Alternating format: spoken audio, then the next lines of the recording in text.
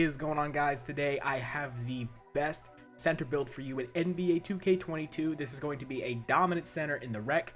It gets Hall of Fame shooting badges, still gets elite big man contact dunks, and it'll have over 22 defensive badges. Let's get into the build.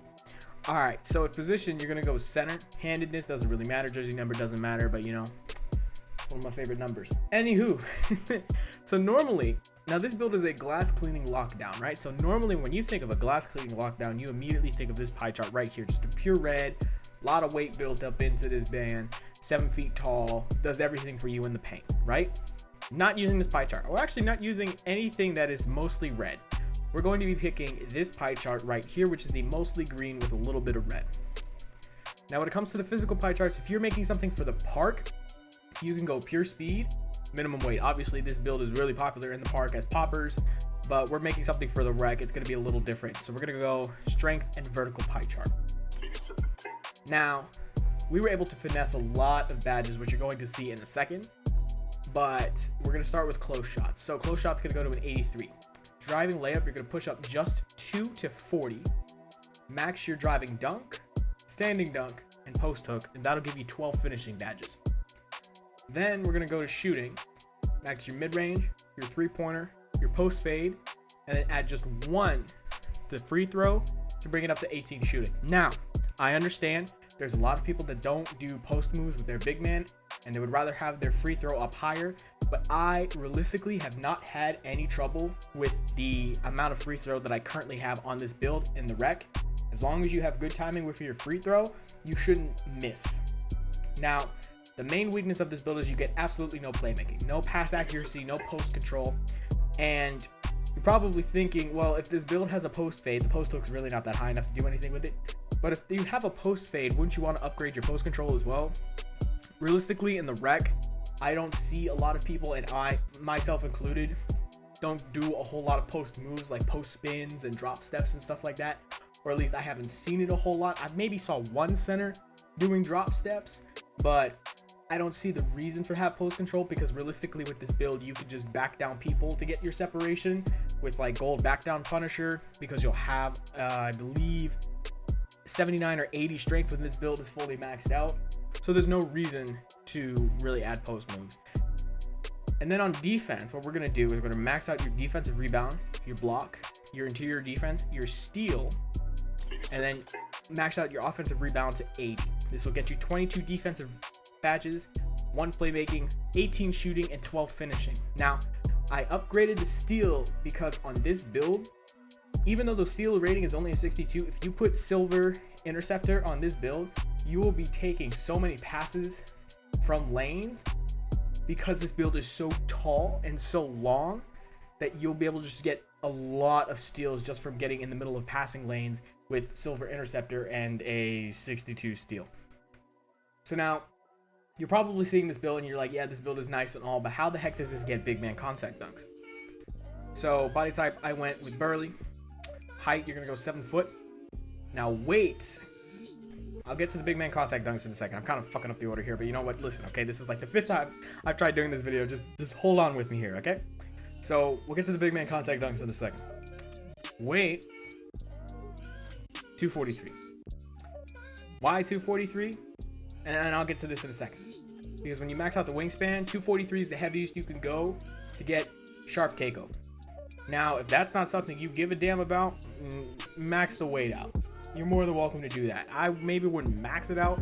I would go for somewhere in the like 260 to 270 range. But for my build, I went 243. And when you're fully maxed out, you'll have 64 speed, 61 acceleration, 79 strength, and 71 vertical once you get gym rat, and 99 overall with this build, which is pretty respectable physicals. It's kind of balanced. But yeah, wingspan, max it out. Now, to get elite big man contact dunks, you need a 90 standing dunk. So when this build reaches a 98 overall, you will have a high enough standing dunk to do big man contact dunks. So this is how I made the build. We're going to max out the wingspan.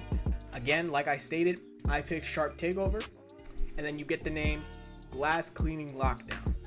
This is by far my favorite build to run in the rec, and now I'll show you the badges that I'm planning on running on this build, because I do not have this build fully maxed out just yet.